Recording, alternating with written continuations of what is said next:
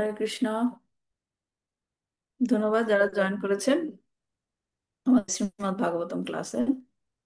হুম, আমরা প্রথম স্কন্ধে আছি, 15 নম্বর অধ্যায়ে। আজকে আমরা 25 নম্বর শ্লোক থেকে পড়বো। আহ, তো শুরুতেই জয় রাধা মাধবের মঙ্গলাচরণ দিয়ে শুরু করব। রত্নগর মাতাজি আপনি শুরু করুন।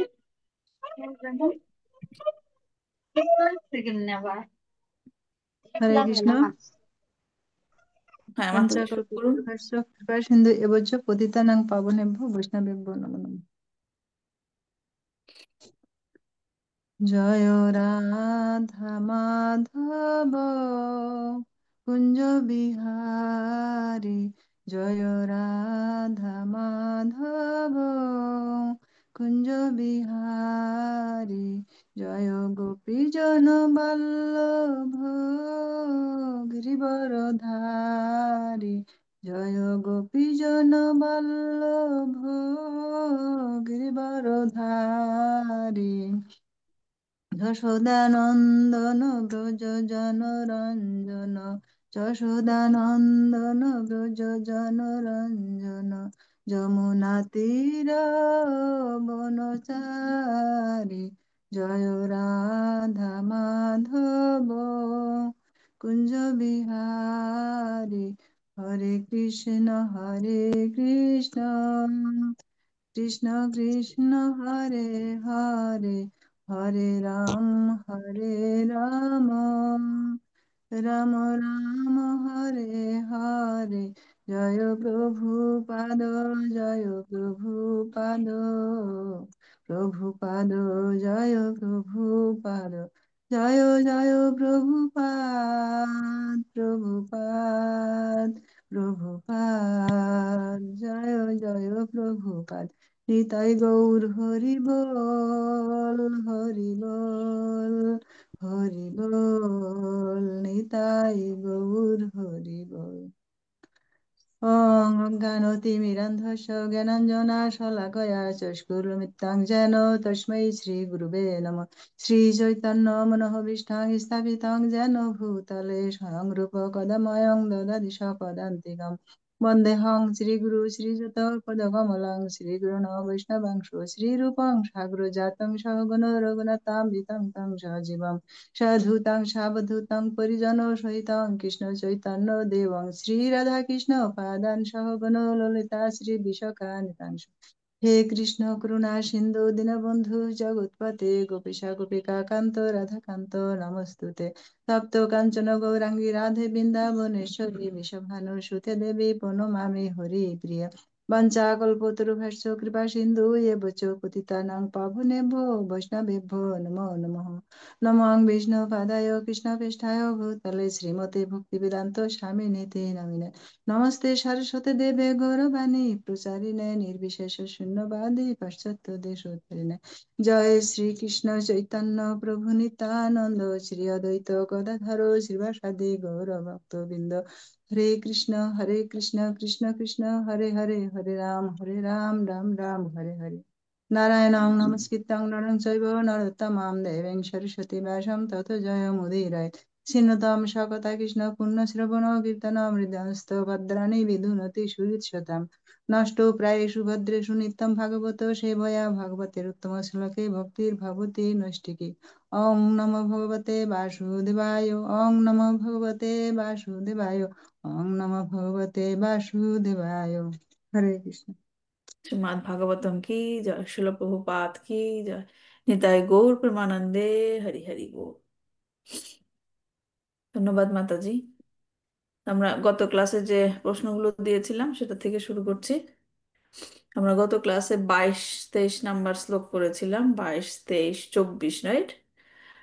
তো প্রথম প্রশ্নটা ছিল 22 এবং 23 নম্বর শ্লোকে অর্জুন যুধিষ্ঠিরের কাছে কোন ঘটনার বর্ণনা করছেন? বলবো মাতাজি, হরে কৃষ্ণ। হ্যাঁ, বলেন।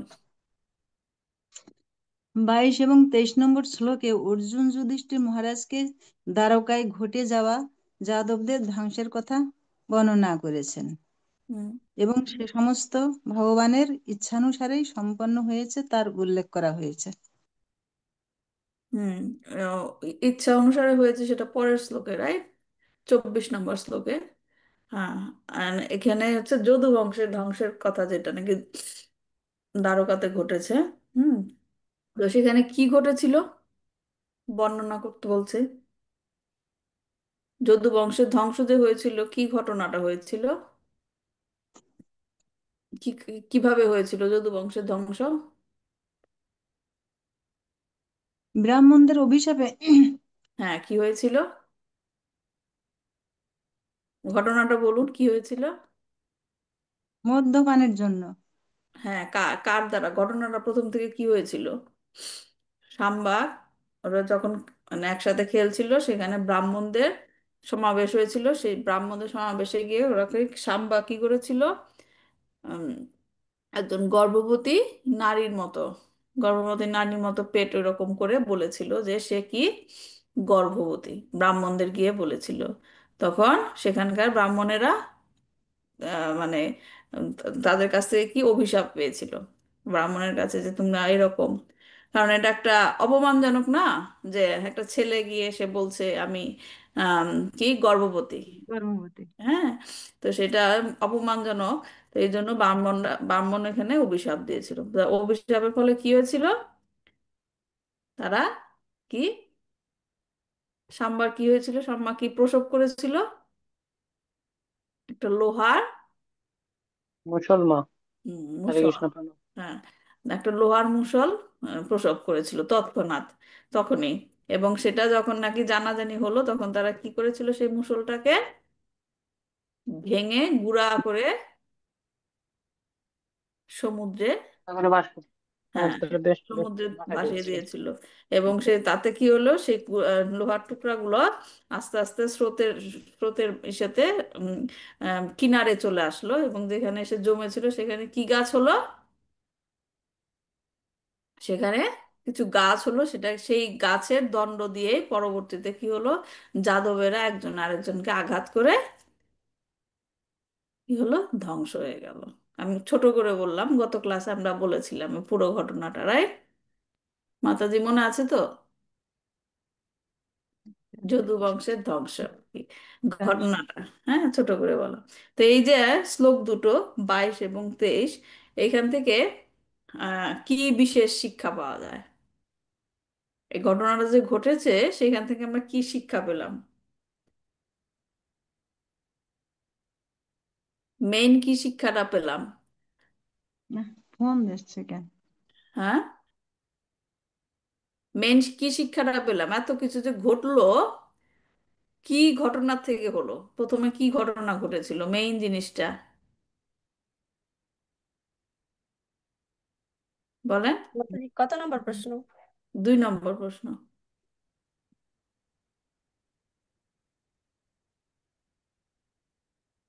আহ, বৈষ্ণব অপরাধ। ব্রাহ্মণ এবং বৈষ্ণবের অপরাধ করেছিল। হ্যাঁ, বৈষ্ণব অপরাধ করেছিল, বৈষ্ণব অপরাধ, ব্রাহ্মণ যেটা ব্রাহ্মণদের অপমান করেছিল, এবং তাতে কি হলো, সেখান থেকে অভিশাপ পেলো, এবং অভিশাপের ফলে কি হলো, তারা মদিরা পান করে নেশাগ্রস্ত হলো। নেশাগ্রস্ত হলে কি হয়, সমস্ত চেতনা তাদের চেতনা নষ্ট হয়েছিল এবং তারা একে নষ্ট অপরের হয়ে সাথে যায়। যুদ্ধ করে হ্যাঁ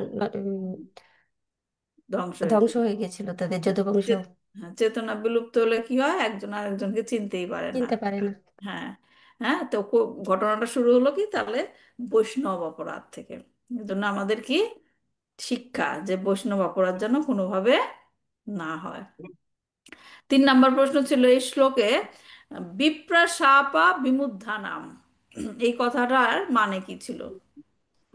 বিপ্র মানে কি, মানে ব্রাহ্মণ। বিপ্র মানে ব্রাহ্মণ। শাপা মানে, সাপ মানে কি, অভিশাপ। অভিশাপ। অভিশাপ। বিমুদ্ধা নাম মানে কি? বিমুগ্ধ চেতনা, হ্যাঁ, চেতাদের। বিমুদ্ধ চেতনা মানে কি, যেটা নাকি বিউইল্ডার্ড, হ্যাঁ, চেতনা নষ্ট হয়ে যায়। তার মানে কি হলো, বিপ্র সাপে মানে ব্রাহ্মণের সাপে চেতনা নষ্ট হয়ে যাওয়া। নষ্ট হয়ে যায়। হ্যাঁ, তো এটাই হলো বিপ্র সাপা বিমুদ্ধা নাম। কি অভিশাপ পেয়েছিলেন এবং তা কিভাবে কার্যকর হয়েছিল? প্রথমে একটু বললাম, কেউ যদি আবার একটু বলতে চান। কি অভিশাপ পেয়েছিল? ধ্বংসাধ্বংস হবে মাথা। বলেন, কি অভিশাপটা পেয়েছিল?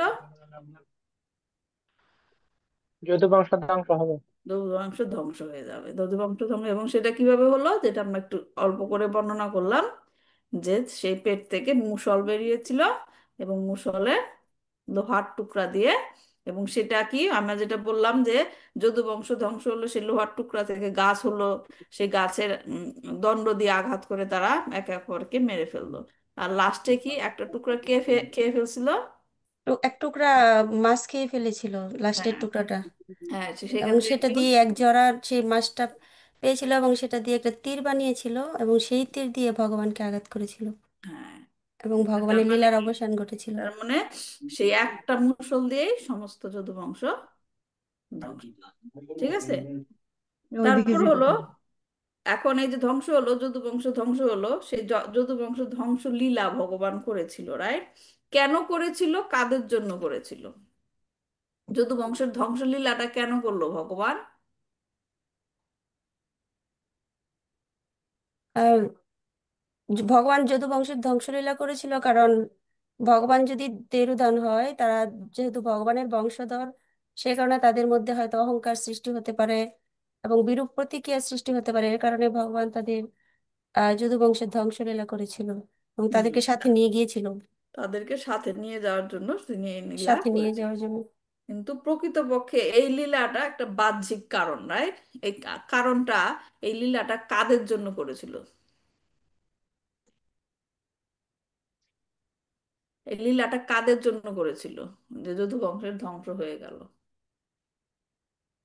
আমরা তো বুঝতেছি, আমরা ভাগবতম পড়ে এগুলা বুঝতেছি যে ভিতরে একটা কারণ ছিল, ভগবান তার সমস্ত সহযোগীকে একসাথে নিয়ে যেতে চেয়েছিল, রাইট? কিন্তু সাধারণ মানুষ যারা, তারা কি বলে যে যদু বংশের ধ্বংস হয়েছে। হ্যাঁ, এই জন্য এই লীলাটা করেছে ভগবান তাদের জন্য যারা ভগবানকেই বুঝতে পারে না। ভগবানের প্রতি তাদের কি অজ্ঞানতা রয়েছে, তারা ভগবানকে আমাদের মতো রক্ত মাংসের যে সাধারণ মানুষ বলে মানুষ মনে মনে করে। করে। এবং তারা মনে করে ভগবানের আমাদের মতো জন্ম হয়েছে এবং আমাদের মতো মৃত্যু হবে। তাদেরকে আমরা ক্লাসে বলেছিলাম, যারা ভগবানকে বুঝতে চায়, ভগবান তাদেরকে জ্ঞান দেয় ভগবানকে বোঝার জন্য। আর যারা ভগবানকে ভুলভাবে বোঝে এবং অজ্ঞানতায় সাধারণ থাকে, মানুষ ভগবান বলে মনে তাদেরকে করে। আরো আরো অজ্ঞানতা দেয়, যাতে তারা আরো বুঝতে না পারে। ঠিক আছে। লাস্টের প্রশ্ন ছিল, যাদবদের নেশাগ্রস্ত হওয়ার প্রভাবে কি ক্ষতি হয়েছিল? যেটা আমরা বর্ণনা করলাম যে বিমূর্ধা নাম, চেতনা বিনষ্ট হয়ে গিয়েছিল। তো এই যে অবস্থাটা, এর সাথে আমাদের বর্তমান অবস্থাকে কিভাবে তুলনা করা যায়? আমরা শিল প্রভুপাদের ক্লাস থেকে ব্যাখ্যাটা করেছিলাম, চেতনা বিমুদ্ধা মানে চেতনা নষ্ট হয়ে যাওয়া, এটার সাথে আমাদের যে বর্তমান অবস্থা, এর সাথে আমরা কিভাবে তুলনা করতে পারি? আমাদের চেতনা কি কলুষিত?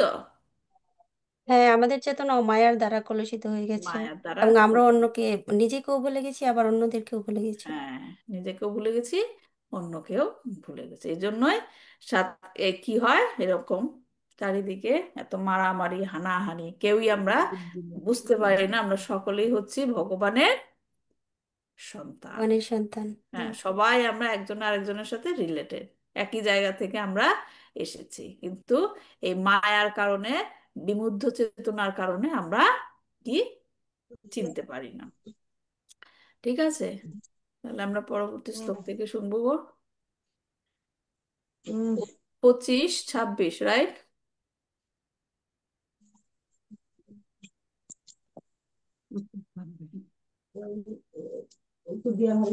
হ্যাঁ, এটা হচ্ছে, জলকষাং জলে জন্য দহন্ত হনন্ত নিয়স দুর্বলান বলিন রাজন্ম হান্ত বলি নমিত এবং এবং বলিষ্ঠের যুধির্ভি মহৎ ভীরিত না ঋত রান বিভু যদুন যধির যদুভীর্ণ নং ভুভা রান সঞ্জহার হম। এই শ্লোকে কি বলছে? যে জলক ও সাম, জল জন্তুদের মধ্যে, জলে জলে যদ্দত যেমন, মহান্ত বড়, অদন্তি গ্রাস করে, অনিয়স ছোটদের, দুর্বলান দুর্বলদের, বলিন বলবান, রাজন হে রাজন, মহান্ত বলবান, বলিন বীর্যবান, মিত পরস্পর এবং এইভাবে, বলিষ্ঠে বলবানদের দ্বারা, যদুবি যদুদের দ্বারা, মহদ্ভি অধিক শক্তিশালী, ইতরান বলহীনদের, বিভু পরমেশ্বর ভগবান, যদুন সমস্ত যদুরা, যদুবি যদুদের দ্বারা, অনন্যাম পরস্পরের মধ্যে, ভূভারান পৃথিবীর ভার, সংহার মানে সংহার করেছেন, পূর্বে। অনুবাদে শিলপ্রপাত বলছে, শিলপ্রপাত কি জয়, হে মহারাজ, সমুদ্রে বৃহৎ এবং অধিকতর বলশালী জলচর প্রাণীরা যেমন ক্ষুদ্র এবং দুর্বল জলচর প্রাণীদের ভক্ষণ করে, তেমনি পরমেশ্বর ভগবান সবল এবং বৃহৎ যদুদের দ্বারা দুর্বল এবং ক্ষুদ্র যদুদের সংহার করিয়ে পৃথিবীর ভার লাঘব করেছে। হ্যাঁ, জলচর বলশালী জলচর প্রাণীরা কি কম শক্তিশালী জলচর প্রাণীদের ভক্ষণ করে, সেই রকম উদাহরণ দিয়ে বলছে যে দুর্বল যদুরা, হ্যাঁ, বলবান যদুদের দ্বারা সংহার হয়েছিল। হ্যাঁ, তাৎপর্য শ্লোক প্রভুপাদ বলছে, জড় জগতের জীবন সংগ্রাম এবং সেই সংগ্রামের যোগ্য ব্যক্তির জয়লাভই প্রকৃতির নিয়ম। কারণ বদ্ধ জীব জড় জগৎকে ভোগ করার চেষ্টায় সর্বদা লিপ্ত বলে পরস্পরের প্রতি বিদ্বেষ পরায়ণ। হ্যাঁ, যে এখানে যে বললাম একটু আগে, জড়জগতে একজন আরেকজনের প্রতি কি হিংসা বিদ্বেষ, হ্যাঁ, মারামারি হানাহানি হচ্ছে, কারণটা কি? কারণ সবাই ভোগ করতে চায়, সবাই ভোগ করতে চায়, ভোগ করার চেষ্টায় লিপ্ত। জড় জগৎকে ভোগ করার বাসনা জীবের বন্ধনের মূল কারণ, এই কারণেই জীব এই জড় জগতে বন্দী হয়ে থাকে। জীবের কৃত্রিম ভোগ বাসনা চরিতার্থ করার সুযোগ দেওয়ার জন্য ভগবানের মায়া শক্তি প্রতিটি জীবজনিতেই স- সবল এবং দুর্বল দেহ সৃষ্টি করার মাধ্যমে এক বৈষম্য সৃষ্টি করেছেন। জড়জগৎ তথা ভগবানের সৃষ্টির উপর আধিপত্য করার এই মনোভাব স্বাভাবিকভাবেই বদ্ধ জীবেদের মধ্যে বৈষম্য সৃষ্টি করেছে, এবং তাই প্রকৃতির নিয়মে জীবের জীবন সংগ্রাম। হ্যাঁ, মূল কারণ কি? ভগবানের সাথে কি, ভগবানের যে সৃষ্টি সেটার উপর আধিপত্য করার যে মনোভাব, এই কারণেই বৈষম্য সৃষ্টি হয়। চিৎ জগতে কোনো ধরনের এই রকম বৈষম্য নেই, সেখানে বেঁচে থাকার জন্য কাউকে সংগ্রাম করতে হয় না, সেখানে জীবন সংগ্রাম নেই, কারণ সেখানে সকলেই নিত্য। সেখানে কোনো বৈষম্য নেই, কারণ সেখানে সকলেই পরমেশ্বর ভগবানের সেবা করতে চান, এবং কেউই ভগবানের অনুকরণ করে ভোক্তা হতে চান না। দেখেছেন এখানে কি সুন্দর একটা সলিউশন দিয়েছে। আমাদের এই জড়জগতে কি বৈষম্য, এত হানাহানির কারণ হচ্ছে কি? সকলেই একজন আরেকজনের চেয়ে ভালো থাকতে চায়, হ্যাঁ, ভোগ করার বাসনা। হ্যাঁ, কিন্তু আমরা সবাই যদি ভগবানের সেবায় নিযুক্ত থাকি, তাহলে কি সেখানে আর কোনো বৈষম্য থাকবে না, যেটা চিৎ জগতে হচ্ছে। সব কিছুর, এমনকি সমস্ত জীবের স্রষ্টা হওয়ার ফলে ভগবানই হচ্ছেন সব কিছুর অধীশ্বর এবং সব কিছুর পরম ভোক্তা। কিন্তু জড়জগতে মায়ার প্রভাবে মহাচ্ছন্ন হয়ে জীব ভগবানের সঙ্গে তার নিত্য সম্পর্কের কথা ভুলে যায়, এবং তাই প্রকৃতির নিয়মে তারা জীবন সংগ্রামে লিপ্ত হয়, এবং সেই সংগ্রামে যারা বলবান তারাই বেঁচে থাকতে পারে। তো এখানে কি বলা হচ্ছে? যে বলে না যে শক্তিশালীরা, যারা নাকি বলবান, তারা কি দুর্বলদের কি দুর্বলদেরকে সংহার করে। সার্ভাইভাল অফ দ্য ফিটেস্ট ইংরেজিতে যেটা বলে।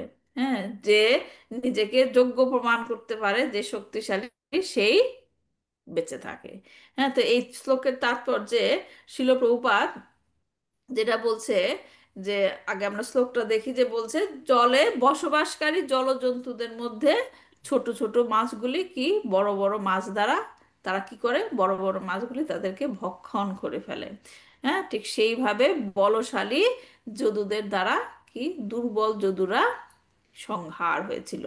এই শ্লোকের তাৎপর্য ছিল প্রভুপাদ জড়জগতের জীবন কেন একটি সংগ্রাম। হ্যাঁ, আমরা যে এখানে সংগ্রাম করছি, প্রতিনিয়তই আমরা সংগ্রাম করছি, রাইট?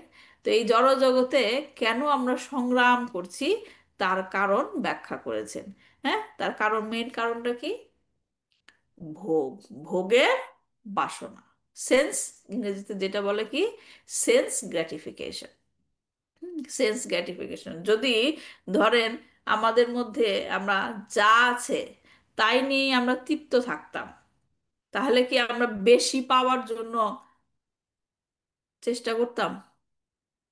আমরা যদি মনে করতাম যে যা আছে তাতেই আমরা তৃপ্ত, তাহলে কি আমরা বেশি পাওয়ার জন্য চেষ্টা করতাম বেশি?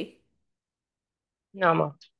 এখন যদি বেশি পাওয়ার জন্য আমরা চেষ্টা করতে যাই, তাহলে কি আমরা অন্যদের সাথে প্রতিযোগিতায় যাব, ওর থেকে আমি বেশি হ্যাঁ। পাবো? হ্যাঁ, হ্যাঁ। যখনই কোনো প্রতিযোগিতা আসবে তখনই আমাদের মনোভাব কি থাকবে, সেই প্রতিযোগিতায় আমি জিতবো, আরেকজনকে হারিয়ে দেবো। হ্যাঁ মা। হ্যাঁ, তাহলে যদি সেই মনোভাবটা আসে অন্যকে আমরা হারিয়ে দেব, তাহলে কি অনেক ভাবে চেষ্টা করব ওদেরকে যেন আমরা হারিয়ে দেই, হারিয়ে দিই, রাইট? তখন কি সেখানে হ্যাঁ মা। মারামারি, হানাহানি হবে? হবে। তাহলে কারণটা তাহলে কি হলো? ভোগের বাসনা, অতিরিক্ত। একজন আরেকজনকে প্রয়োজনের হিংসা করতে। প্রয়োজনের অতিরিক্ত পাওয়ার আশা। আচ্ছা। রাইট? সেটা কি শিল প্রভুপাদ বলেছেন যে এই জড় জগতের সংগ্রামের মেইন কারণ হচ্ছে সেন্স গ্র্যাটিফিকেশন। যা ভগবান আমাদের দিয়েছে, যা আমরা অর্জন করেছি, যা দিয়ে আমাদের জীবনটা স্বাচ্ছন্দ্যে চলছে, আমরা যদি তৃপ্ত থাকি সেখানে, তাহলে কোনো এরকম হিংসা বিদ্বেষ ভাব আসবে না। কিন্তু আমাদের সমস্যা কি, থাকতে হবে। যা আছে তাতে তৃপ্ত না থেকে মনে করি, হ্যাঁ, একটা যদি টয়োটা করোলা গাড়ি থাকে, সেটা দিয়ে কিন্তু জীবন সুন্দর মতো চলতে পারে, রাইট? কিন্তু কিছুদিন চালানোর পর মনে হয় যে আরেকটু আপগ্রেড করি, রাইট? হুম। আরেকটু আপগ্রেড করি। ছোট একটা বাড়িতে সুন্দর মতো থাকা যায়, কিন্তু কিছুদিন থাকার পর মনে হয় যে আরেকটু বড় বাড়ি কিনি, রাইট? মানুষের চাহিদার শেষ নাই, কিন্তু শেষ নেই। আমরা যদি সেই চাহিদার জন্য নিজেকে সেই চাহিদার কাছে সমর্পণ করে দেই, তাহলেই সেখানে সমস্যা। কিন্তু আমরা যদি প্রতিনিয়ত চিন্তা করি যে আমার চেয়ে আরেকজন যে নাকি আমার চেয়ে খারাপ আছে, তার থেকে তো আমি ভালো আছি, সেভাবে আমরা কখনো চিন্তা করি? যদি আমরা সেভাবে না মা। চিন্তা করতাম, তাহলে আমাদের মধ্যে তৃপ্তি সব সময় থাকতো, রাইট? আমি তো ওর থেকে ভালো, ও তো আমার চেয়ে খারাপ আরো। হুম, তার থেকে তো আমাকে ভগবান ভালো রেখেছে। কিন্তু আমরা সবসময় কি কম্পেয়ার করি? আমার চেয়ে বেশি ভালো যে আছে তার সাথে আমি তার মতো হব। আমার, ওর ওর আমার থেকে ওর বেশি আছে, ওর মতো আমার চাই কোনো কিছু। এই যে আকাঙ্ক্ষা, এটাই হচ্ছে কি সমস্ত দুঃখ গন্ডগোলের কষ্টের মূল। কারণ। হ্যাঁ, সমস্ত দুঃখ কষ্টের কারণ সংগ্রাম, তখনই সংগ্রাম করতে চায়, যে ফাইটিং, ফাইটিং করে। কিন্তু সেই জিনিসটা যদি আমরা স্পিরিচুয়ালি নিজেকে ব্যবহার করি, তাহলেই কিন্তু উপকার হয়।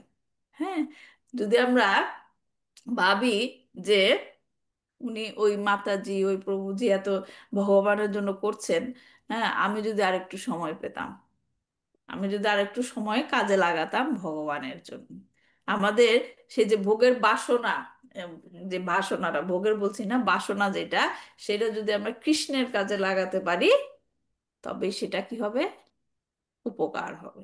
কিন্তু আমরা সেটা কাজে লাগাই কোথায়? জড় জগতের প্রাপ্তির জন্য। হ্যাঁ, তো একে অপরের বিদ্বেষ সৃষ্টি হয় এবং তার ফলে একজন অন্যজনকে ক্ষতি করার চেষ্টা করে। মারামারি, হানাহানি সর্বদা লেগে থাকে। বলবানের দ্বারা দুর্বলেরা অত্যাচারিত হয়। এই কারণেই জড়জীবন হয়ে উঠেছে এক সংগ্রাম। এর থেকে উদ্ধারের উপায় হচ্ছে কি? ভগবানের ভক্ত হয়ে শুদ্ধ চিত্তে ভগবানের সেবা করা। রাইট? যদি সবাই, সবারই একই টার্গেট থাকে যে ভগবানের সেবা করব, ভগবানের সেবা করব, এবং ভগবানের সেবাটা যদি সুন্দর মতো হয়, সেটা যদি সবার টার্গেট থাকে, তাহলে কি আর সেখানে হিংসা ভাব থাকবে? না। কিন্তু না মা। আমরা আমরা জড়জগতে এতটাই কলুষিত, ভগবানের সেবা করতে গেলেও আমাদের মধ্যে হিংসা ভাব আসে। আসে না? যে ও হুম। বেশি সেবা পাচ্ছে, আমি করতে পারছি না। হ্যাঁ, ওকে বেশি সেবা দেওয়া হচ্ছে, আমি পাচ্ছি না। অথবা ওর সেবাটার প্রশংসা সবাই করলো, আমারটা করলো না। হয় না এরকম আমাদের? হয় মা। মানে এরকম কলুষিত হয়ে গেছি আমরা। আমরা ভগবানের সেবা করতে গেলেও সেখানে প্রতিযোগিতা, প্রতিযোগিতা চলে আসে। তো যাই হোক, আমাদের কলুষতাকে শুদ্ধ করতে হবে। হ্যাঁ, উদ্দেশ্যটা এক থাকতে হবে, সবাই মিলে যেন ভগবানের সেবাটা সুন্দর করে করতে পারে, এটা হচ্ছে টার্গেট থাকতে হবে। আমি কতটুকু কন্ট্রিবিউট করলাম, আমাকে মানুষ কি বাহবা দিল, সেটার দিকে যদি খেয়াল থাকে, তাহলে আর কি ভগবানের সেবা করেও কি হবে না, শুদ্ধতা আসবে না। তো যাই হোক, যেটা বলছি, শিল প্রভুপাদ, চিৎ জগতে এরকম মানুষের কোনো ই নাই, কি যেন বলে, সংগ্রাম নাই। কারণ তাদের টার্গেটই একটা, ভগবানের সেবা করা। এবং সেখানে আরেকটা কারণ, এখানে সংগ্রামের কারণ, এখানে সবাই কি বেঁচে থাকতে চায়।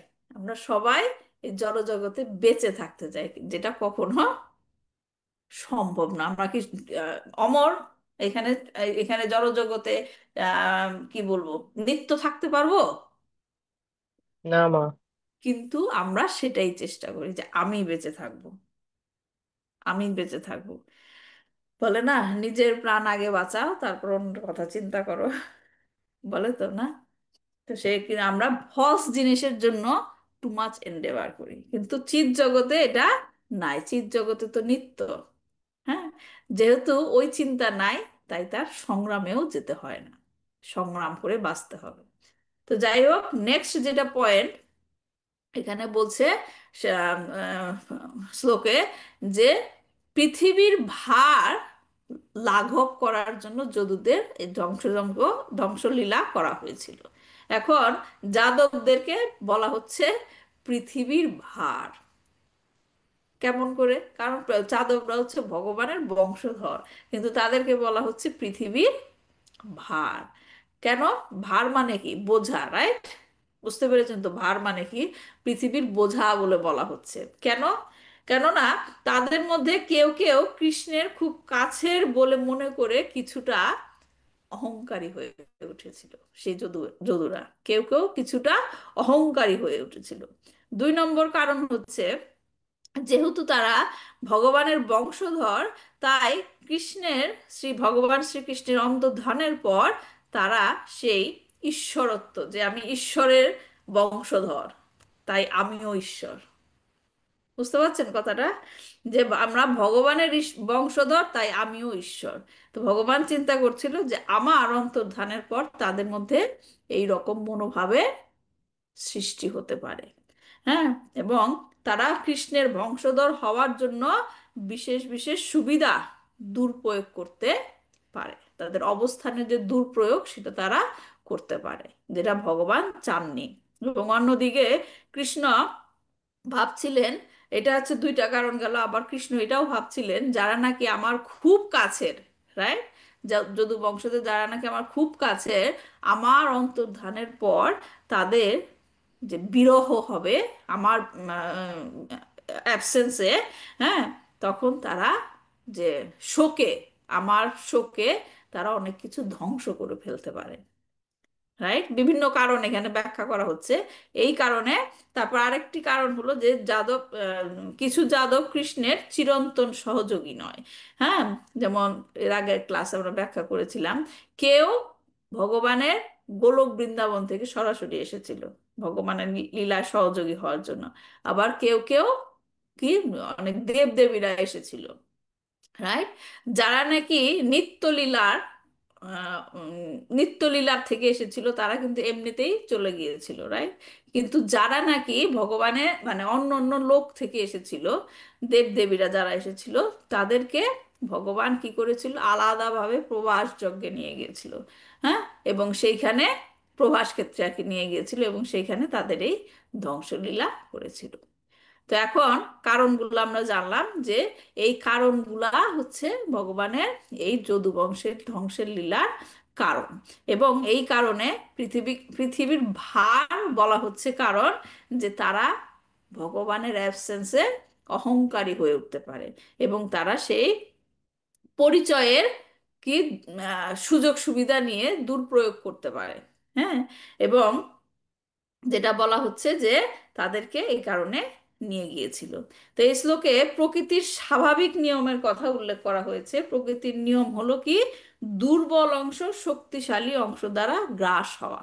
হ্যাঁ, শক্তিশালী মাছ দুর্বল মাছকে খাচ্ছে, এটাই চলছে, এটাই হচ্ছে প্রকৃতির নিয়ম। এখন এখানে মিস ইন্টারপ্রেট করে অনেকে এটার ব্যাখ্যা করতে পারে যে এটা যেহেতু প্রকৃতির নিয়ম, দুর্বলেরা সবল দ্বারা কি হবে, ধ্বংস হবে, রাইট? এখন তার মানে কি, মানুষ তো অনেক শক্তিশালী, রাইট? এখন মানুষ তার ইন্দ্রিয় তৃপ্তির জন্য দুর্বল প্রাণীকে হত্যা করতে পারে, কারণ এখানে বলা হচ্ছে এটাই প্রকৃতির নিয়ম, রাইট? কিন্তু একটা কথা বুঝতে হবে যে মানে অনেকে এটা বলতে পারে যে বলছে যে সবলেরা দুর্বলকে হত্যা করবে। তো মানুষ যেহেতু সবল, হ্যাঁ, তো মানুষ তার ইন্দ্রিয় তৃপ্তির জন্য ছোট ছোট প্রাণীকে হত্যা করতে পারে, তাতে সমস্যা কি আছে, রাইট? কিন্তু একটা কথা বুঝতে হবে যে দুর্বলকে গ্রাস করা তাদের দ্বারাই হচ্ছে, যাদের নাকি বুদ্ধি নিম্ন। বুঝতে পারছেন? যাদের বুদ্ধি নিম্ন, নিম্ন বুদ্ধি সম্পন্ন, তারাই এই রকম দুর্বলকে গ্রাস করে। পশুদের কথা বলা হচ্ছে যে তারা শারীরিকভাবে শক্তিশালী, কিন্তু তাদের বুদ্ধি মানুষের মতো উন্নত নয়। নয়, রাইট? তাই মানুষের বুদ্ধি আছে, তাদেরকে বুদ্ধি দেওয়া হয়েছে যে বুদ্ধি প্রয়োগ করে তারা কি করতে। মানুষদের বুদ্ধি দেওয়া হয়েছে কেন? অন্যান্য প্রাণীদের তুলনায় মানুষকে বেশি বুদ্ধি দেওয়া হয়েছে কেন? কি কারণে বুদ্ধি প্রয়োগ করে কি করবে? ভগবানের দামে যেতে পারে। ভগবানের ধামে যেতে পারে, ভগবানের দান। ভগবানের ভক্তি প্র্যাকটিস করতে পারে। হ্যাঁ, এজন্য তাদেরকে সেই রকম বুদ্ধি দেওয়া হয়েছে। কিন্তু তারা যদি তা না করে ইন্দ্রিয় তৃপ্তির জন্য পশু হত্যা করে, তাদের কি তাহলে কি ঊর্ধ্বগতি হবে না নিম্নগতি হবে? নিম্ন গতি হবে। নিম্নগতি। নিম্নগতি হবে। তাহলে তাদের কি হলো, তাদেরকে বুদ্ধি দেওয়া হলো, কিন্তু তারা বুদ্ধির কি করলো, সুপ্রয়োগ করলো না দুর্প্রয়োগ করলো? দুরুপয়োগ করলো মা। দুর্প্রয়োগ করলো। হ্যাঁ, তার মানে বুদ্ধিমান মানুষ বলবে যে আমার বুদ্ধি আছে, আমি বুদ্ধি দিয়ে বুঝেছি যে বেদে বলা হয়েছে এটাই হচ্ছে প্রকৃতির নিয়ম, সবলেরা দুর্বলকে হত্যা করবে। তাই আমি আমার ইন্দ্রিয় তৃপ্তির জন্য মাছ মাংস এগুলা কি পশু হত্যা করে আমি এগুলো গ্রহণ করছি, আমার কোনো পাপ হচ্ছে না। তাহলে কি তার বুদ্ধির প্রয়োগ হলো, সুপ্রয়োগ হলো? তাকে না। বুদ্ধি দেওয়া হয়েছে, তুমি বুদ্ধি প্রয়োগ করে এই জড় জগৎ থেকে উন্নত স্তরে যাও ভগবানের সেবা করে, কিন্তু সেটা সে না করে সে বুদ্ধি প্রয়োগ করছে অন্যভাবে, তাই না? তো এখানে যে উদাহরণ দেওয়া হয়েছে জলচর প্রাণীদের, এবং তারা কি করেছিল, আহ, যাদবদের কথা বলা হচ্ছে যে তারা কৃষ্ণের বংশধর, এবং তারা যে কোনো জায়গায় গিয়ে যুদ্ধ করতে পারতো। হ্যাঁ, তারা বলতো যে তাদের মধ্যে এরকম একটা অহংকারের সৃষ্টি হয়েছিল, এবং তারা যে কোনো জায়গায় ইচ্ছা করে গিয়ে যুদ্ধ করতে পারতো, কারণ তারা বুঝতে পেরেছিল যে তাদেরকে ধ্বংস করার আর কেউ নাই। তাহলে এইরকম ভাবে যদি তারা ব্যবহার করত বা আচরণ করত, তাহলে সেটা ভূমাতার জন্য কি ভার হতো নাকি অন্য কিছু? ভার ভার হতো। হতো। ভূমাতার জন্য ভার হতো। ভার যেমন হতো। ধরেন কংস, হ্যাঁ, ভূমাতাকে কষ্ট দিয়েছিল, ভার, রাইট? তারপর এজন্য ভূমাতা গিয়ে আহ ই জ্বালিয়েছিল, আবেদন জানিয়েছিল যে ব্রহ্মার কাছে, এবং ব্রহ্মা তখন ভগবানের কাছে গেল। তো এইরকম যখন নাকি পৃথিবীতে, হ্যাঁ, পৃথিবীতে কেউ এরকম অত্যাধিক শক্তিশালী হয়ে ওঠে এবং শক্তির অপব্যবহার করে, তখন সেটা পৃথিবীর জন্য একটা কি হয়ে যায়, বোঝা হয়ে যায়। এবং ঈশ্বরের কৃপায় কেউ যখন শক্তি পান এবং সেই শক্তির যখন অপব্যবহার করে, তখন সেটাও পৃথিবীর জন্য একটা বোঝা হয়ে যায়।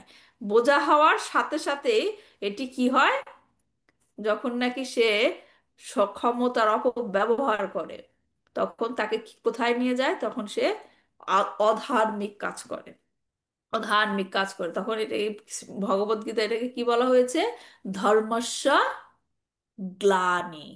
ধর্মস্য গ্লানি, কৃষ্ণ কি বলেছেন, যদা যদা হি ধর্মস্য গ্লানির ভবতি, যখনই পৃথিবীতে অধর্মের এরকম মাথা চারা দিয়ে উঠবে, গ্লানি, হ্যাঁ, ধর্মস্য গ্লানি মানে ধর্মের ডাউন হয়ে যাবে আর কি, ধর্ম অপব্যবহার হবে, তখনই তিনি কি করবেন, অবতীর্ণ হবেন, রাইট? যখনই ক্ষমতার অপব্যবহার হয়, তাদাত্মানাম সৃজাম্যহাম, তখনই তিনি আসেন। তো যখন কৃষ্ণ দেখলেন যদু বংশ কৃষ্ণের শক্তিতে, হ্যাঁ, তারা এত শক্তিশালী হয়ে উঠেছে যে তারা অকারণে লড়াই করছে, তাই কৃষ্ণ চেয়েছিলেন তার পরিবার যেন আরো অধপতিত না হয়, আরো অধপতিত যেন না হয়, তাই তিনি তাদের হত্যা করিয়েছিলেন, রাইট?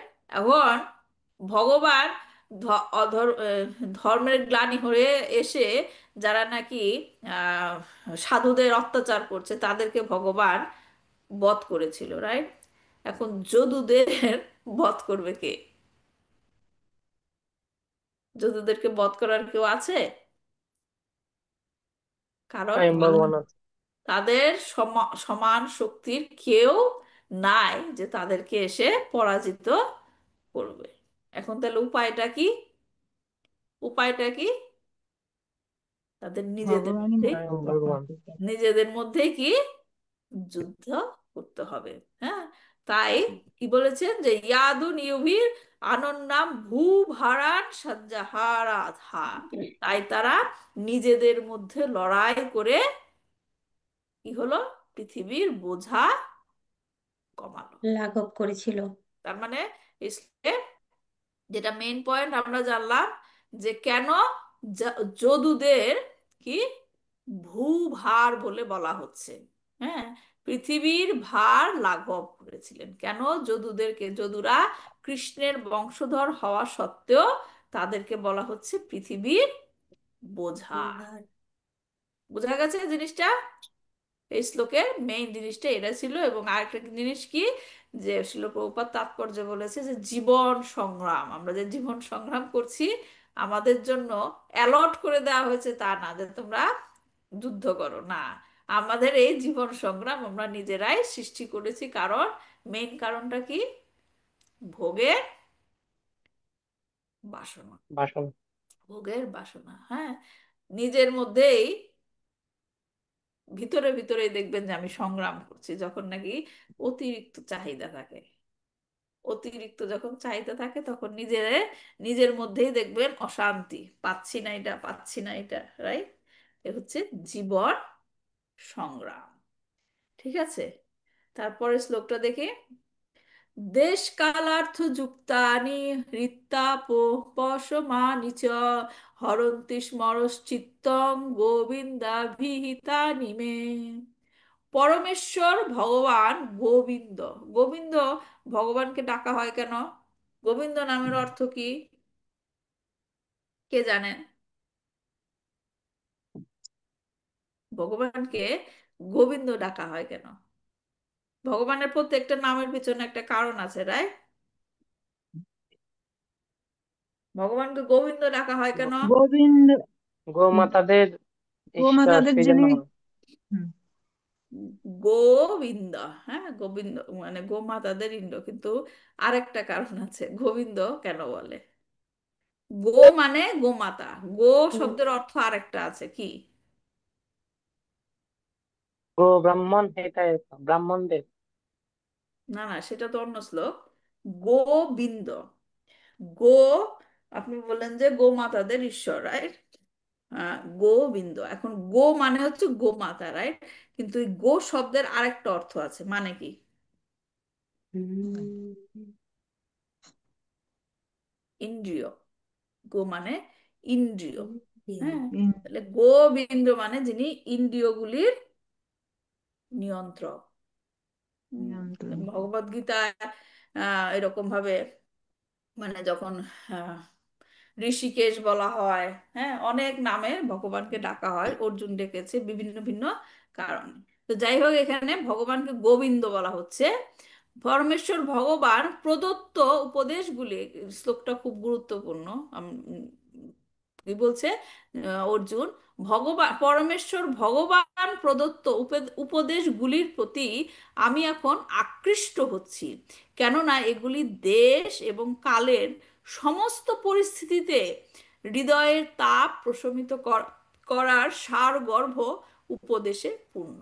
এখানে বলছে পরমেশ্বর ভগবানের প্রদত্ত উপদেশগুলি, ভগবান উপদেশ দিয়েছে কোথায়? অর্জুন বলছে যে আমি সেই প্রদত্ত উপদেশগুলির প্রতি আকৃষ্ট হচ্ছি, মানে সেই উপদেশগুলি মনে পড়ছে। ভগবান অর্জুনকে কখন উপদেশ দিয়েছিল? কুরুক্ষেত্রের রণাঙ্গনে, ভগবত গীতাতে। ভগবদ গীতাতে, তাই? তো এখন কি হচ্ছে এখানে, তাহলে অর্জুন কোন কথাগুলি মনে করছে? সেই ভগবত গীতায়, গীতার কথা। গীতায় ভগবান যে উপদেশগুলি দিয়েছে সেইগুলি। তো এই শ্লোকটা বেসিক্যালি গীতাকে গ্লোরিফাই করা হচ্ছে। কেন বলছে যে পরমেশ্বর ভগবান প্রদত্ত উপদেশগুলির প্রতি আমি এখন আকৃষ্ট হচ্ছি।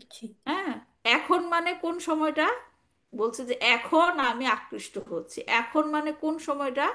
যে ভগবানের তিরোধানের পর, হ্যাঁ, ভগবানের অনুপস্থিতিতে তার যে অনুপস্থিতিতে। হৃদয়ে এরকম দুঃখের প্রকাশ হচ্ছে, অপ- দুঃখের প্রকাশ হচ্ছে, তিনি একটা মনের মধ্যে একটা অশান্তি, মানে অশান্তির মতো লাগছে, ভালো লাগছে না, রাইট অর্জুনের। আমি এখন, মানে সেই সময়টাতে সে এখন কি করছে? কার স্মরণে গেছে? ভগবত গীতার স্মরণে। হ্যাঁ, এবং সেগুলো কি বলছে সে? দেশ এবং কালের, দেশ মানে কি যে কোনো স্থানে, রাইট? কালে মানে কি যে কোনো, সময়। যে যে কোনো কোনো কালে। সময়ে, হ্যাঁ সমস্ত পরিস্থিতিতে, যে কোনো সময়ে যেরকম পরিস্থিতি হোক, সেই এই ভগবদ গীতা কি করে? হৃদয়ের তাপ প্রশমিত করে। প্রশান্ত। তার মানে আমাদের জীবনে যত সমস্যা আছে, যাই কিছু হচ্ছে, যা ডাজন্ট ম্যাটার, আমার জীবনে যা সমস্যা, হয়তো প্রিয়তোষ প্রভুর জীবনে অন্যরকম সমস্যা, কিন্তু যে কোনো সমস্যাই হোক, যে কোনো জায়গায় হোক, যাই হোক, একমাত্র সলিউশন কি? ভগবত গীতা। গীতা। গীতা। হ্যাঁ, তো এটাই হচ্ছে যে এই শ্লোকে ভগবদ গীতাকে গ্লোরিফাই করা হচ্ছে। তাৎপর্য ছিল, প্রভুপাদ বলছে এখানে অর্জুন শ্রীমদ্ ভগবদ গীতার উপদেশের কথা বলছেন, যা কুরুক্ষেত্রের রণাঙ্গনে ভগবান তাকে দান করেছিলেন। ভগবান কেবল একলা অর্জুনের হিতের জন্য ভগবদ গীতার উপদেশ দান করেননি, তিনি সর্বকালের সর্বদেশের সমস্ত মানুষদের জন্য এই উপদেশ এই দান করেছিলেন। উপদেশ। হ্যাঁ, সর্বকালের মানে কি? 5,000 বছর আগে ভগবান গীতা বলেছেন, এখন আর সেটা কাজে লাগবে না, তাই কি? না, না। সর্বকালের সমস্ত সব সময়ের জন্য, সর্বদেশের।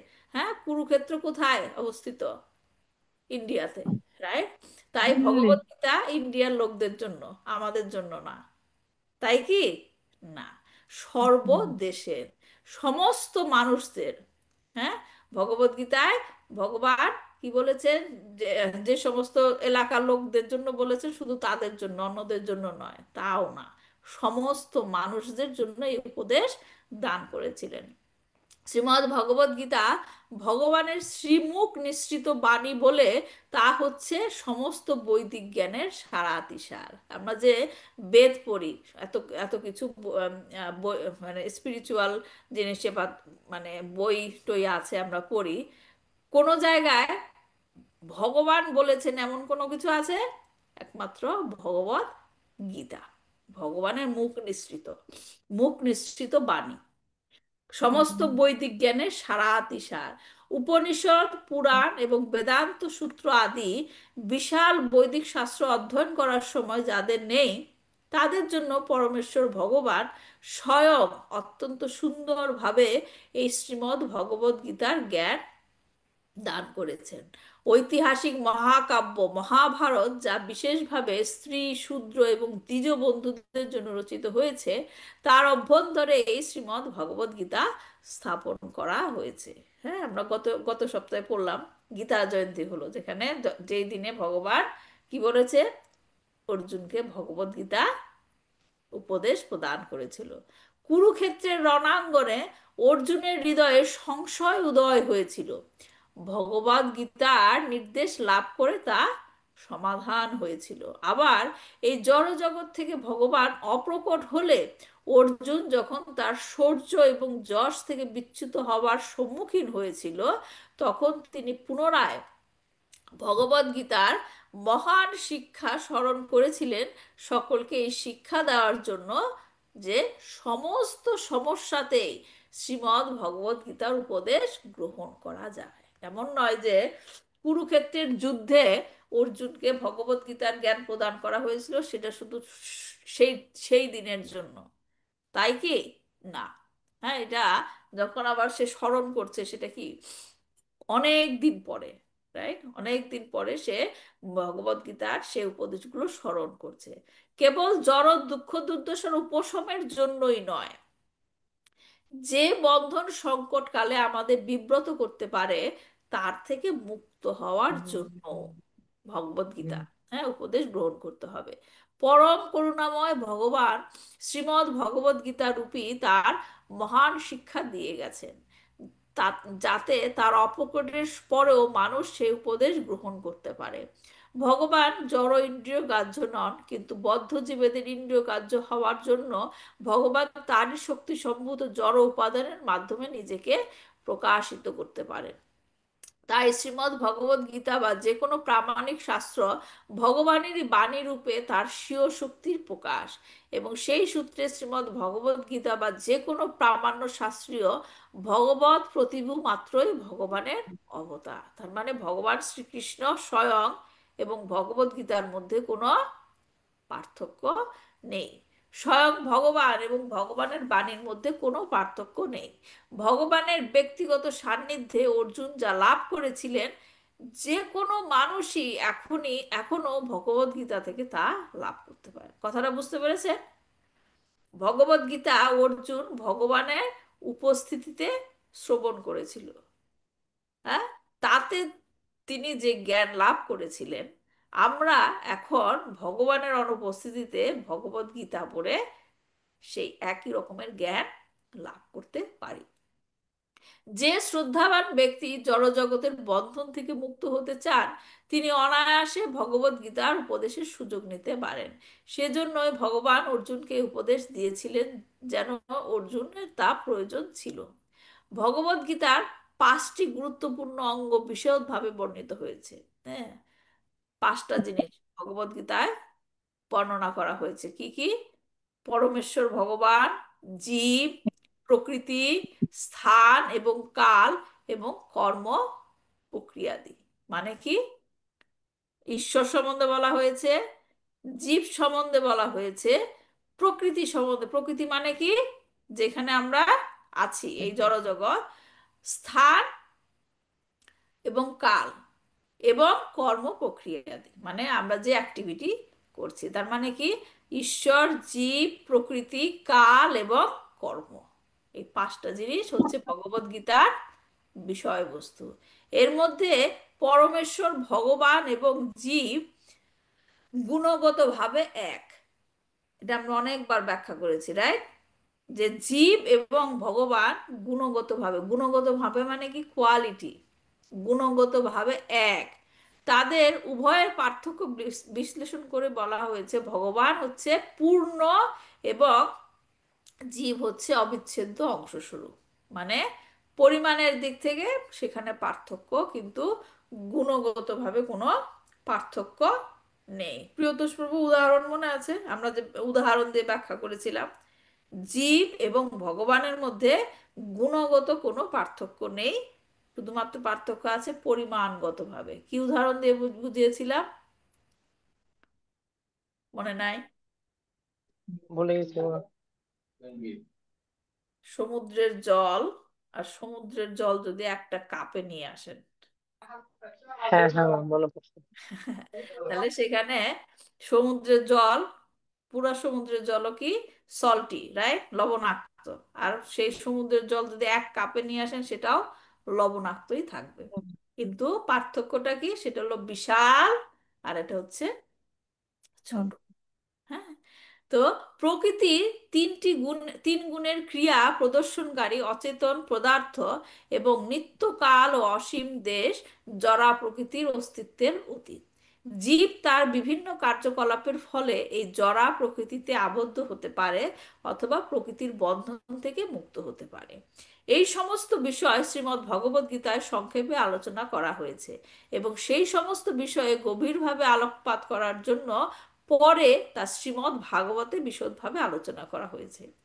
পাঁচটি বিষয়ের মধ্যে পরমেশ্বর ভগবান, জীব, প্রকৃতি এবং কাল নিত্য, কিন্তু জীব, প্রকৃতি এবং কাল পরমেশ্বর ভগবানের নিয়ন্ত্রণাধীন, যিনি সম্পূর্ণরূপে সরাট এবং পরম। সরাট মানে কি? ভগবান হচ্ছে সরাট, মানে কি? সরাট মানে কি? ভগবান কারোর উপর নির্ভরশীল না, নয়। কিন্তু জীব কি নির্ভরশীল?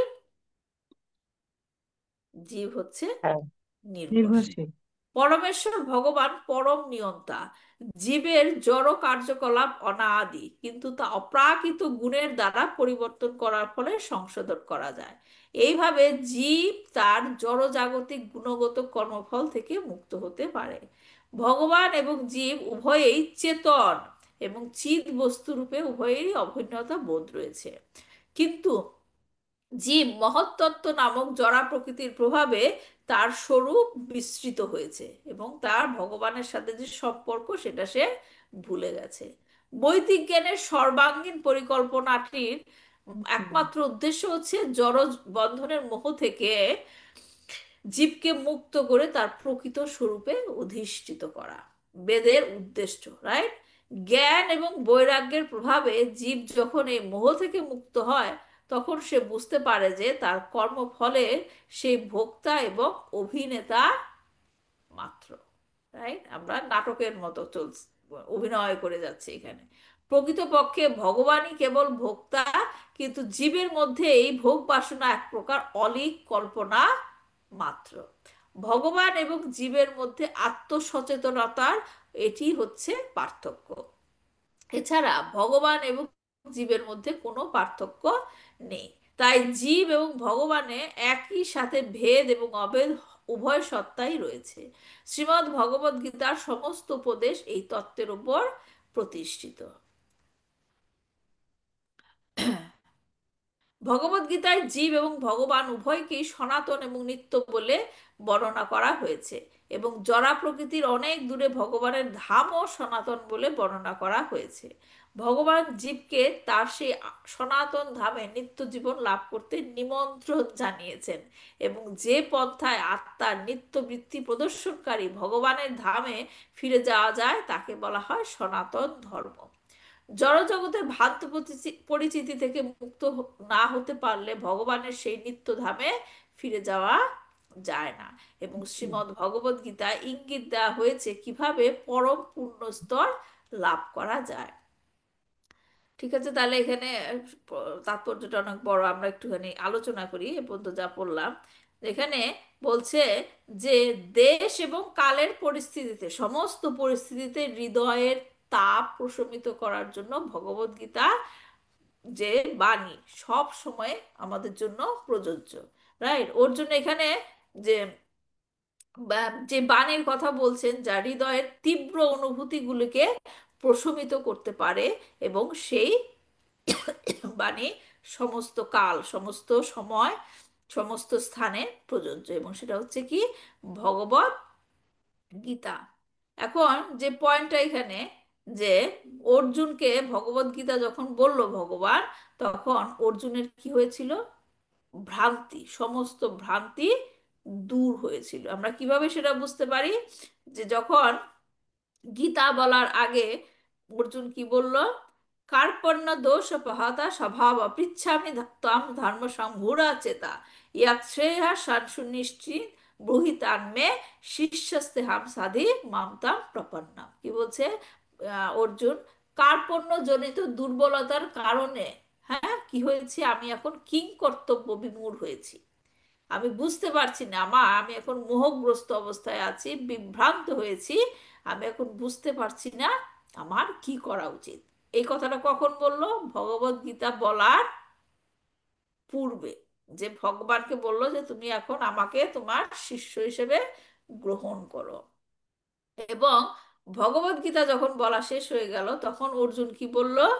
যে হে অচ্যুত, তোমার কৃপায় আমার মোহ এখন দূর হয়েছে, এবং আমি স্মৃতি লাভ করেছি, আমার সমস্ত সন্দেহ দূর হয়েছে, আমি এখন তোমার আদেশ পালন করব। বুঝতে পারছেন চেঞ্জটা কি করে হলো?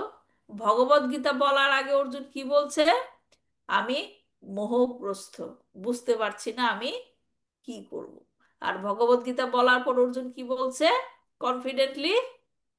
যে আমার এখন সমস্ত মোহ দূর দূর হয়েছে। হয়েছে, আমি এখন জানি আমার কি করতে হবে, এবং সেটা কি? তুমি আমাকে যা বলবে, যে আদেশ দিবে, আমি সেটাই পালন করব। পালন করব। হ্যাঁ, বুঝতে এটাই হচ্ছে ভগবত গীতা শ্রবণের শ্রবণের কি ফলাফল। অর্জুনকে যেমন গীতার বাণী তার মোহগ্রস্ত অবস্থা থেকে বের করে এনেছিল, প্রকৃত জ্ঞানে অধিষ্ঠিত করেছিল, সেরকম ভাবে আমাদেরকেও ভগবত গীতা কি করবে? সমস্ত ভ্রান্তি থেকে বের করে এনে স্পষ্ট লক্ষ্য, আমাদের যে স্পষ্ট লক্ষ্য, আমরা অনেক সময় আহ, কি হয়ে যাই, বুঝতে পারি না কোথায় যাব। হ্যাঁ, কিন্তু আমাদের যে স্পষ্ট লক্ষ্য, আমাদের জীবনের স্পষ্ট লক্ষ্যটা কি? আমাদের জীবনের স্পষ্ট হুম, লক্ষ্য কি? ভগবত ভগবত ধামে যাওয়া। প্রাপ্তি। হ্যাঁ, আমাদের যদি এরকম ডিটারমিনেশন থাকে, জানি কোথায় যেতে হবে, সেটা কি করবে? আমাদের জীবনে যত রকমের দুঃখ দুর্দশা, যত রকমের আহ কি বলবো এটাকে, যে প্রতিকূল পরিস্থিতি আসুক, কিন্তু আমাদের যদি লক্ষ্য স্থির থাকে, তাহলে আমরা সেখানে ঠিক পৌঁছে যাব। এবং ভগবত গীতায় আমাদেরকে সেই লক্ষ্যে পৌঁছাতে সাহায্য করবে, যেটা হ্যাঁ, অর্জুনকে করেছিল। এবং তার মাধ্যমে কর্তব্য, তার যে কর্তব্য, সেটা স্পষ্ট, কর্তব্য সম্বন্ধে স্পষ্ট জ্ঞান দিয়েছিল, এবং বিভ্রান্তি থেকে মুক্তি দিয়েছিল, এবং সেই সময় দিয়েছিল কুরুক্ষেত্রের যুদ্ধের সময়। এবং এখনো, সে বহু বছর পরে অর্জুন এখনো সে ভগবদ গীতা জ্ঞান বা উপদেশ মনে করে নিজেকেই নিজে সান্ত্বনা দিচ্ছে। এখানেও তো অর্জুন একটা মোহের মধ্যে পড়ে গেছিল না, সে কৃষ্ণের অনুপস্থিতিতে। এখন তখন কৃষ্ণ স্বয়ং তাকে হেল্প করেছিল, এখন কে হেল্প করছে? ভগবত গীতা। ভগবদ গীতার বাণী। হুম, তার মানে বারো। কি? ভগবদ গীতা এবং স্বয়ং ভগবান, এদের মধ্যে কোনো পার্থক্য নেই। পার্থক্য নেই। হ্যাঁ, তাই থেকে আমাদের কি শিক্ষা? যে ভগবানের শিক্ষা আমাদের একজন এরকম জড় যন্ত্রণা থেকে বের হয়ে আসতে হবে, যে তখন আমাদের বুঝতে হবে যে আমাদের জীবনে যে দুঃখ দুর্দশা চলছে, এর মানে এই নয় যে সব কিছু শেষ হয়ে গেল, সবকিছু শেষ হয়ে গেল। এটি হচ্ছে, জীবন হচ্ছে কি উত্থান পতনের মতো। হ্যাঁ, দুর্দশা যেন একজনকে কি করে কর্মহীন করে না তোলে, দুঃখ দুর্দশা। হ্যাঁ, বরং বুদ্ধিমান ব্যক্তি সেটা বুঝতে পারে, যেটা অর্জুনের ক্ষেত্রে হয়েছিল। অর্জুন ভগবানের অনুপস্থিতিতে শোক করছে, কিন্তু সে বুঝতে পারলো এক সময় যে এটাই হচ্ছে আমার চরম লক্ষ্য নয়। আমার কি করতে হবে, বিশেষ বিশেষ অবস্থার পরিস্থিতিতে আমার কি করতে হবে, সেই জ্ঞান ভগবান আমাকে অলরেডি দিয়ে গেছে, এবং আমাকে সেই মতো চলতে হবে। তাহলে সেইখান থেকে আমাদেরকে অর্জুন কি শিক্ষা দিচ্ছে, আমাদের জীবনেও এরকম সমস্যার মধ্যে আমরা পড়ি, মোহের মধ্যে পড়ি, তখন আমাদের কার শরণ নিতে হবে? ভগবত গীতা। হ্যাঁ, শুধুমাত্র জ্ঞান সংগ্রহ করলেই হবে না, সেটাকে প্রয়োগ করতে হবে। ভগবত গীতার জ্ঞান আমরা নিলাম, কিন্তু প্রয়োগ না করলে সেটা কি হয়ে যাবে? গ্রন্থগত বিদ্যা। অপরাধ। হ্যাঁ, গ্রন্থগত বিদ্যা। হ্যাঁ, পড়েছিলাম না ছোটবেলায়, গ্রন্থগত বিদ্যার পরহস্তে ধন, নহে নহে বিদ্যা বিদ্যা নহে নহে ধন ধন হলে প্রয়োজন। হলে প্রয়োজনের কথার মানে কি? মানে কি কথাটা? গ্রন্থগত বিদ্যা, গ্রন্থগত বিদ্যাটা কোনো বাস্তবিক মূল্য জীবনে নাই। কাজে লাগাতে হবে। হ্যাঁ, গ্রন্থগত বিদ্যার পরহস্তে ধন। যদি বইয়ের বইয়ের পড়া পড়লাম, বইয়ের জ্ঞান বইয়েই রয়ে গেল, প্রয়োগ করলাম না, অথবা কেউ, আমার টাকাটা তার কাছে আছে, এবং আমরা বলছি যে হ্যাঁ আমার টাকা আছে কিন্তু ওর কাছে আছে, কিন্তু আমার যখন দরকার হবে তখন কি আমি টাকার ব্যবহার করতে পারবো? না। না। তো সেই রকম গ্রন্থগত বিদ্যা যদি জ্ঞান শুধুমাত্র বইয়ের মধ্যেই রেখে দেই, হ্যাঁ, প্রয়োগ করার চেষ্টা না করি, যখন আমার দরকার হবে সেটা কি কোনো লাভ হবে? না।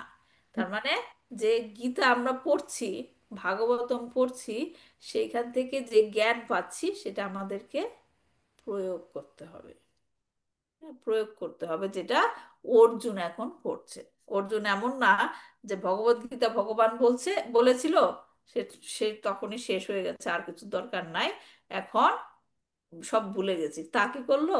এখন তার বিশেষ মুহূর্তে তার সেই জ্ঞান, ভগবান তাকে যে জ্ঞান দিয়েছে সেটা সে আবার স্মরণ করলো, এবং সেটা প্রয়োগ করলো কিভাবে? সেই মোহ থেকে বের হয়ে আসার চেষ্টা করলো। তো এই হচ্ছে ভগবত গীতার যে মহিমা। ভগবত গীতা তখনও ছিল, পূর্বেও ছিল, তখনও ছিল, এখনো আছে, পরেও থাকবে, ভবিষ্যতেও থাকবে। ভবিষ্যতেও থাকবে। এবং দেশকাল, দেশকাল যে কোনো সময়ে, যে কোনো জায়গায়, যে কোনো পরিস্থিতিতে একমাত্র ভগবত গীতায় আপনাকে পথ পথ দেখাবে। দেখাতে পারে। ঠিক আছে। তো এই শ্লোকের আরো কিছু পয়েন্ট ছিল, আমরা নেক্সট উইকে আলোচনা করব। আজকে তাহলে এই পর্যন্তই রাখছি। যেটা নাকি পয়েন্ট ছিল, যে বলছে, কি পয়েন্টটা ছিল? তাপ, হৃদয়ের তাপ প্রশমিত করে, রাইট? এই শ্লোকের একটা পয়েন্ট ছিল না, যে ভগবত গীতার বাণী হৃদয়ের তাপ প্রশমিত করে, সেই পয়েন্টটা বাকি রয়েছে, আমরা নেক্সট ক্লাসে আলোচনা করব। তো কারো কোনো প্রশ্ন থাকলে বলতে পারেন, কোনো জায়গায় বুঝতে অসুবিধা হয়েছে কিনা।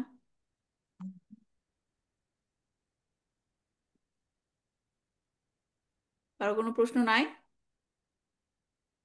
হুম। ঠিক আছে, তাহলে দেখা হবে কালকে চৈতন্য চরিতামৃত ক্লাস নিয়ে। ভালো থাকবেন সবাই। वाञ्छाकल्पतरुभ्यश्च कृपा सिन्धुभ्येव च पतितानां पावनेभ्यो वैष्णवेभ्यो नमो नमः। श्रीमद्भागवतम की जय, श्रील प्रभुपाद की জয়। जय। निताय गौर प्रेमानंदे। हरि हरि হরি बोल। হরি বল। হরি বল। হরে কৃষ্ণ। হরে কৃষ্ণ মাতাজি। हरे कृष्णा। কালকের ক্লাসে আমি